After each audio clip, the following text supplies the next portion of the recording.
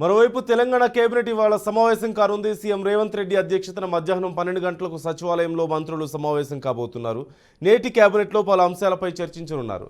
మహిళలకు వడ్డీ లేని రుణాలు, 2500 రూపాయల ఆర్థిక సహాయంపై ప్రకటన, గవర్నర్ కోటా ఎమ్మెల్సీలు, కొత్త రేషన్ కార్డుల జారీకి అనుమతి, 2008 డిఎస్సీ అభ్యర్థులకు ఉద్యోగాలు, 11 కొత్త బీసీ కార్పొరేషన్ల ఏర్పాటుకు కేబినెట్ ఆమోదంపై ఇవాళ చర్చించబోతున్నారు. ఇదిలా ఉంటే CM Revanth Reddy, deputy CM Bhatti Vikramarka, మంత్రులు, అధికారులు సోమవారం భద్రాద్రి కొత్తగూడెం జిల్లాలో పర్యటించారు.